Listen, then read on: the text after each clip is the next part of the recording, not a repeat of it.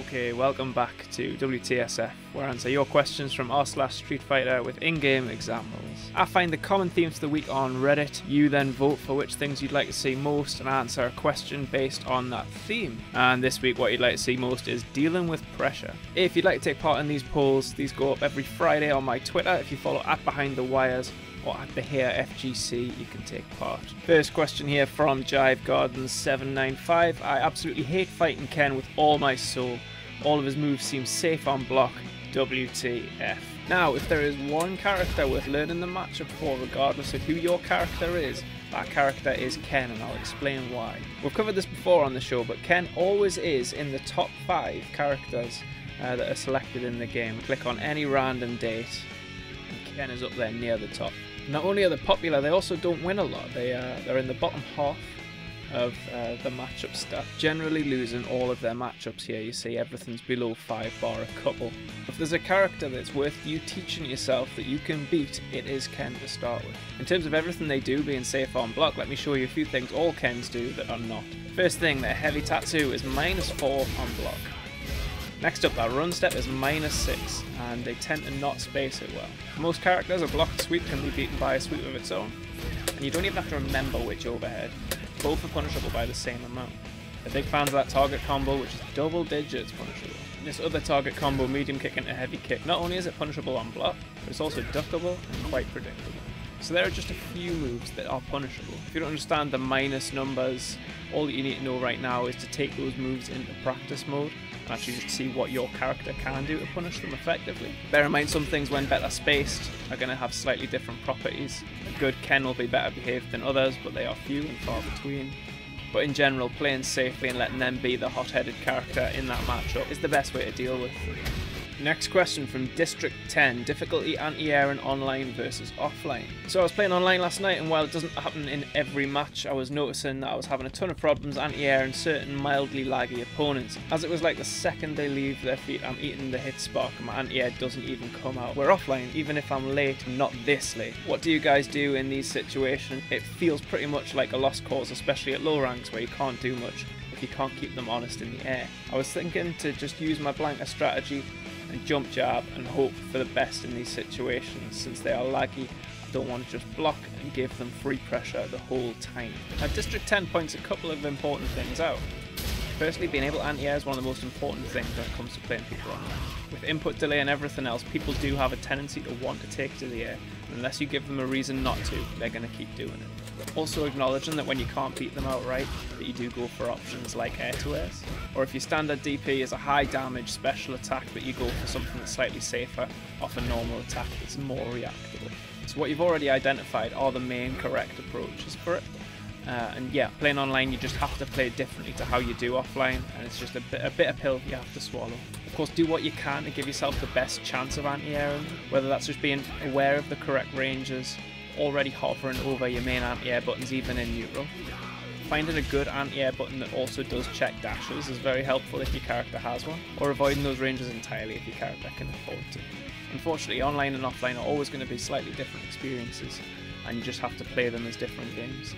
Next question by Maronian. What am I doing wrong? At first I felt like I was improving and made it to Bronze League. However, the first couple of days I went from 500 LP down to 50 LP. People always seem to hit me, resulting in a counter, and beat me using the most basic mechanic. Try to block and look for openings, but sometimes I can't even get a move out because of my opponent spamming his moves. I played the same Akuma twice in a row and he just stuns me almost every time. I'm not very good, but for some reason I feel like I've moved backwards in these last couple of days. The amount of the animation that you spend being able to do damage is disproportionately smaller than the amount that you spend in startup and recovery combined. This is an extreme example with sweep, but this pretty much applies to every single move. And what this means is if you are being counter hit a lot, you are in that yellow or that red section a lot. That means typically pushing buttons when you're not supposed to be pushing buttons, or very slightly mistimed possibly.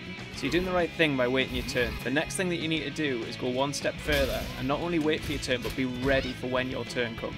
And this means being a bit more character specific, being a bit more aware of what it is that you need to punish with. Have a fast punish ready, have a high damage punish ready, for those big mistakes that they make.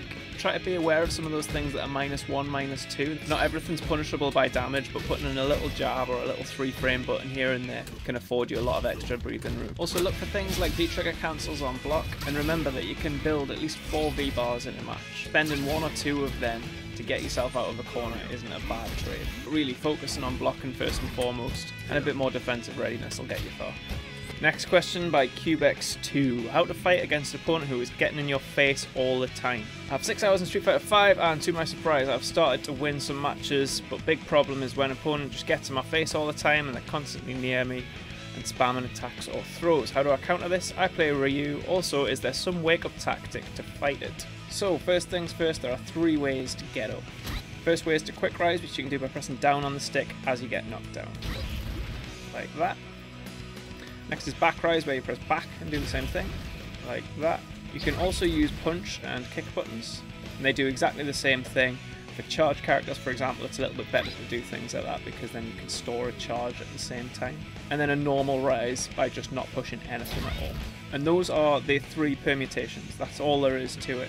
Some moves might knock you on your stomach or something like that, and then you can only get up one way. We sometimes call that a hard knockdown. And others might only give you an option of quick rise and delay rise. But without knowing anything else about waking up, just mixing up those options and going from quick rise to back rise to delay rise is the first step in you defending yourself when you've been knocked down. Now those quick rise and back rise options are going to get you off the ground quicker than the delay rise. So already picking between those 2 is your best option to make sure they're not standing over you on wake up. There is also picking the right time to use the right one. So here we've got Chun-Li doing a regular legs into a dash up into a 3-frame and an EX legs into a dash up into a 3-frame. And without meter, it's actually only generating 29 knockdown frames.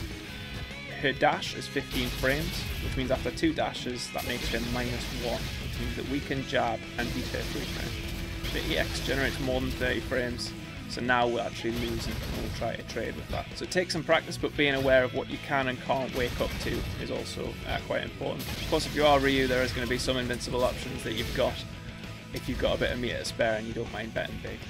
And last question by Sing95. How do you deal with Urian's neutral? It seems like he has every good neutral tool in the game. Huge normals both in the air and ground, fireballs that can go straight up and can be charged to allow for a free approach, specials that are extremely fast and cover a lot of ground and are safe if spaced, and a low crush move that is completely safe if blocked and standing. I can't see any openings or weaknesses, which is crazy considering his pressure is also very good. It's not that popular in tournaments, so I'm guessing there has to be some weaknesses somewhere. I'd appreciate if someone could help me out. I play Karen.